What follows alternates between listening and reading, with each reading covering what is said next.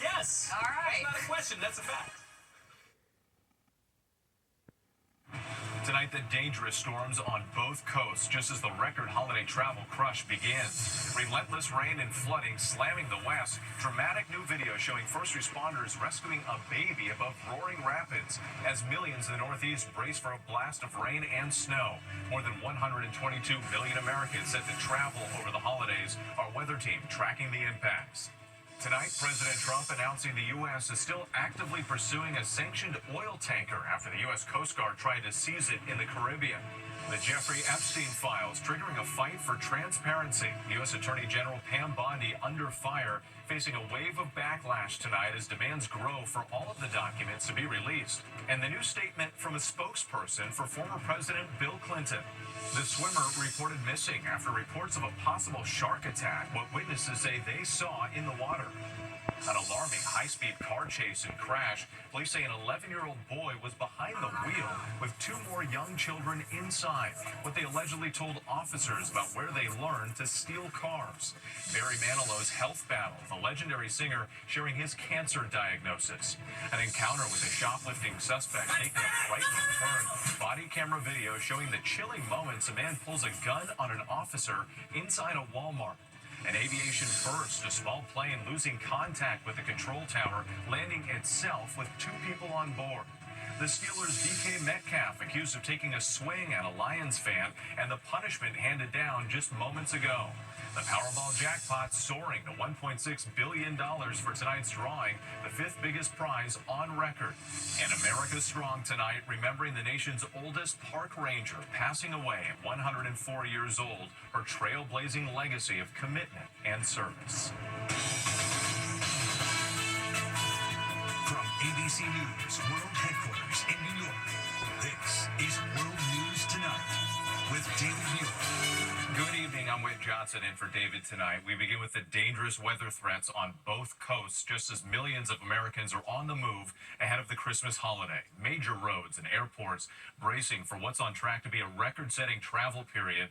More than 30 million people across California on alert, facing days of heavy rain and life-threatening flash flooding. And a close watch on the Northeast. Tonight, a quick blast of rain and snow along the I-95 corridor, just in time for the morning commute. We'll get to the forecast in just a moment, but first, Matt Rivers leads us off from LaGuardia Airport tonight. Tonight, dangerous storms threatening millions on both coasts as the record holiday travel rush kicks into high gear. Harrowing new video showing first responders rescuing a baby, carefully sliding its baby carrier across a ladder just feet above the roaring rapids northeast of Sacramento, California. Rounds of heavy rain, flooding, and mountain snow pummeling the west. Authorities in Redding say one person was killed. It's really bad. We're a little bit nervous about even trying to go over. This family forced to turn around to avoid flooding in Bella Vista. And tonight, major cities from Detroit to New York and Boston bracing for a blast of rain and snow that could snarl the morning commute and holiday travel. More than 122 million Americans set to travel more than 50 miles from home this holiday season. That's a record. And here at LaGuardia Airport, one American flight set to take off every 10 minutes. Some flyers getting to the airport early, ahead of that incoming storm. We wanted to get here early just to make sure everything was good. Storms causing a temporary ground stop in San Francisco. That after a substation fire knocked out power to 130,000 customers across San Francisco just days before Christmas. Traffic lights out, leading to incredible scenes. Self-driving Waymo taxis blocking intersections, causing major traffic backups. And with that storm moving in overnight back here at LaGuardia Airport, there are concerns mounting over delays and cancellations possible for tomorrow morning. All right, Matt Rivers for us. Thank you. Let's get right to meteorologist Danny Beckstrom from our New York station WABC. And Danny, more dangerous weather on the move tonight. Yeah, we are still watching the dangerous flood threat developing in the west. But let's start in the northeast, where a quick burst of rain and snow will create slick travel conditions starting first thing Tuesday morning. Slushy roads from New York City to Boston with several inches of snow for upstate New York and interior New England, moving on by Tuesday night. While in the west, California still dealing with downpours, heavy mountain snow, and then high wind. The focus of the heavy rain in northern California on Tuesday night before shifting south early Wednesday. A rare high risk for flash flooding issued for parts of Southern California on Christmas Eve. when inches and inches of rain will lead to life-threatening flash flooding, especially near burn scars. The rest of the country looks relatively quiet. Christmas Eve, chilly and quieter here in the Northeast. Record challenging warmth in the center of the country. Whit? All right, thank you, Danny Beckstrom. President Trump tonight addressing the latest high-stakes chase off the coast of Venezuela. U.S. officials saying an oil tanker steered out of the Caribbean and into the Atlantic Ocean after the Coast Guard tried to seize it. It comes as the president late today announced a new class of battleship named after him that will make what he calls a golden fleet. ABC's Selena Wang following the president in Palm Beach. Tonight, President Trump announcing the U.S. is still actively pursuing a sanctioned oil tanker that fled into the Atlantic Ocean after the Coast Guard tried to seize it on Sunday. Yeah, we're actually pursuing it. Can you imagine?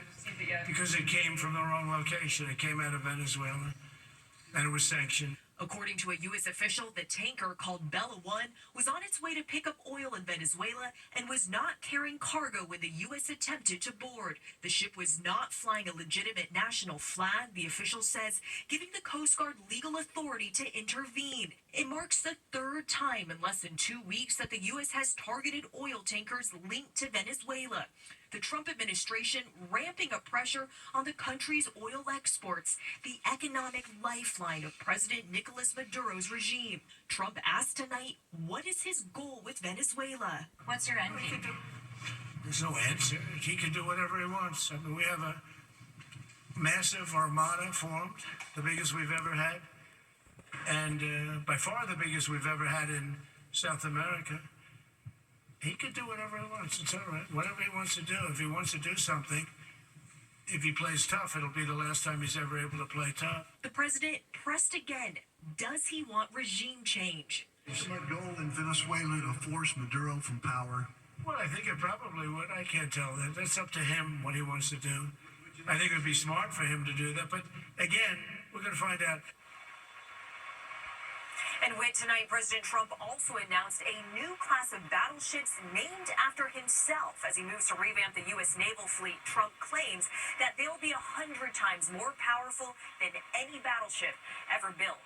With Selena Wang for us tonight. We appreciate it. Turning to the growing backlash over the Jeffrey Epstein files, the Department of Justice missing a key deadline to release all of the Epstein photos and documents. Now, U.S. Attorney General Pam Bondi is under fire, facing a bipartisan threat of legal action from lawmakers pushing to have her held in contempt. And tonight, the new response from a spokesperson for former President Bill Clinton. ABC's Jay O'Brien reports from Capitol Hill. Tonight, growing backlash after the Department of Justice missed the legal deadline to release all of its Jeffrey Epstein files. Members of Congress from both sides of the aisle now threatening legal action. The two congressmen behind the new law forcing the release of the files, pressing for a House vote to hold Attorney General Pam Bondi in contempt.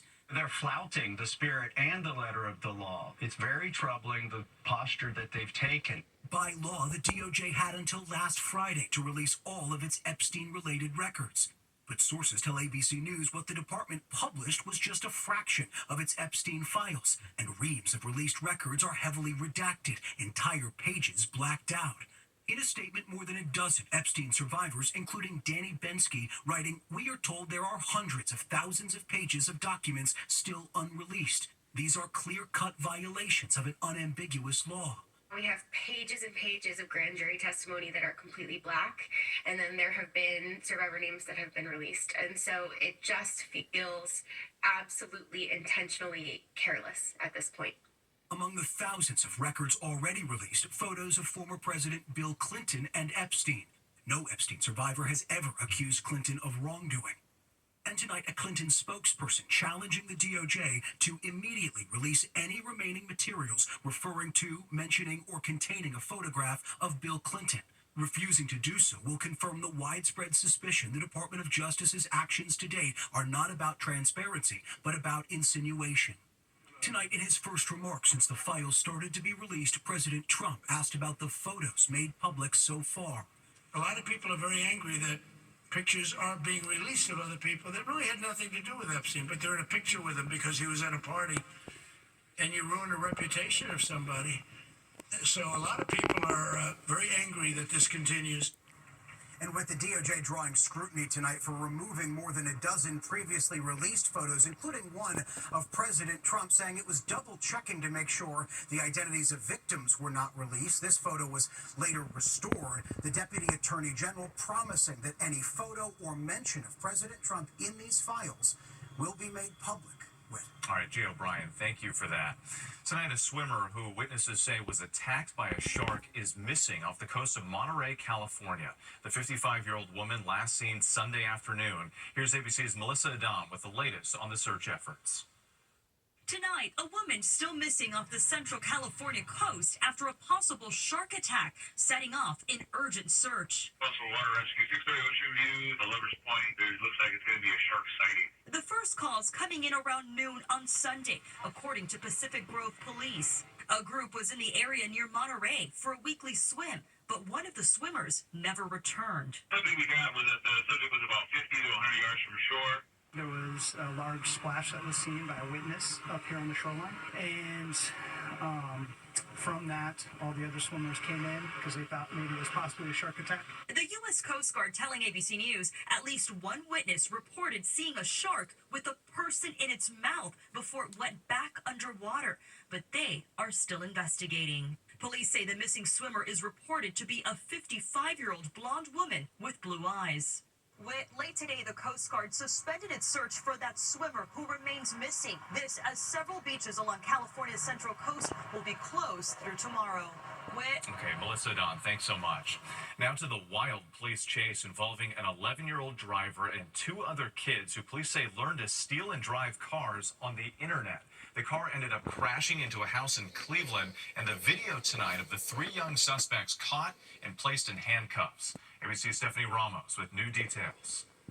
Tonight, dramatic new video showing police in hot pursuit of a stolen car in Cleveland with three young children inside. The dangerous chase reaching speeds of more than 70 miles per hour before suddenly the car crashes into a house. Several children seen running away as police arrive. Body camera video shows the moment officers caught the young suspects at gunpoint.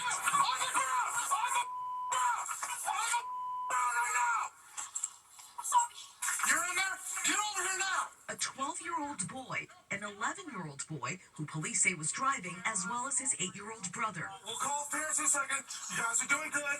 Thank you for complying. Going to jail? We're not going to jail right now. You're going to be detained, okay? All placed in handcuffs. Tonight, authorities say the children told officers they learned how to steal cars by watching videos online. And with the three kids were not injured, they're now facing charges in juvenile court. Such an alarming case. Stephanie Ramos, thank you. A routine shoplifting incident at the Walmart in Canton, Ohio turned into a terrifying scene last week when the thief suddenly pulled a gun on the police officer making the arrest. Body cam footage shows the suspect aiming straight for the officer.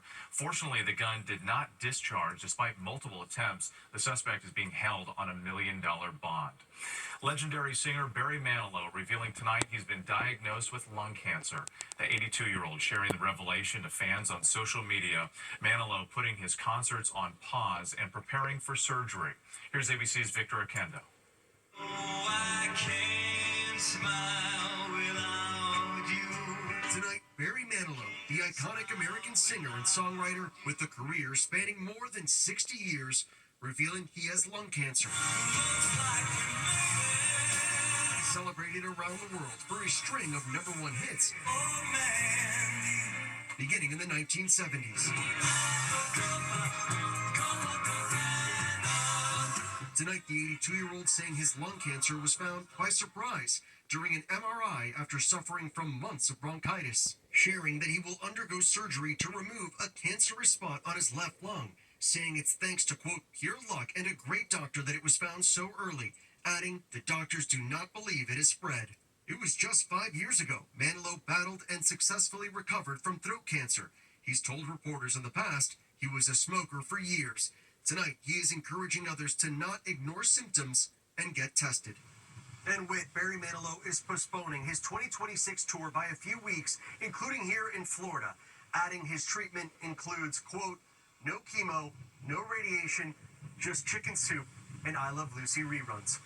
That sense of humor, we were thinking about him and his family. Victor, thank you.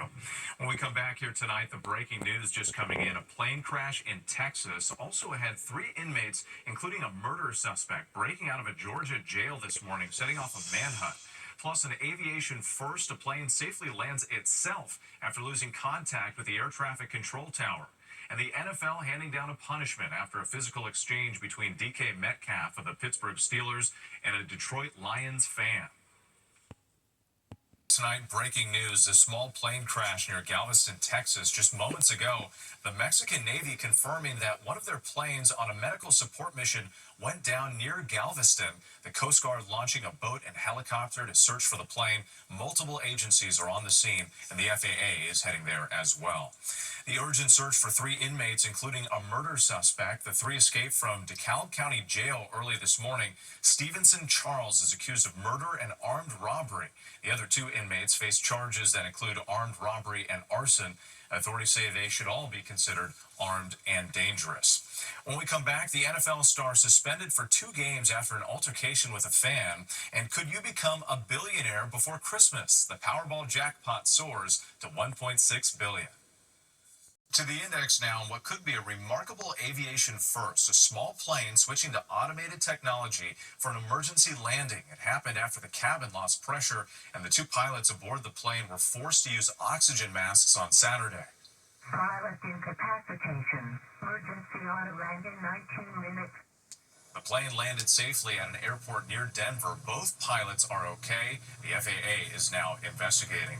The NFL suspending the Pittsburgh Steelers' DK Metcalf for 2 games after an altercation with a Detroit Lions fan yesterday. Metcalf appears to grab the fan, then shove him. The fan claims that Metcalf was upset about being called by his full name.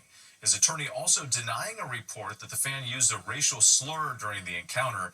Meanwhile, ESPN confirms that Metcalf had previously reported the same fan to the security team for the Seahawks before he was traded to the Steelers. Ahead of tonight's Powerball drawing, the jackpot has surged to $1.6 billion, making it the 5th largest drawing in U.S. lottery history. The pot grew after no tickets matched all 6 numbers Saturday night. The chances of winning the jackpot are 1 in 292 million. A single jackpot winner would have the choice of taking the lump sum payment, estimated at $735 million. Good luck. When we come back, America Strong, remembering a trailblazer and the nation's oldest park ranger.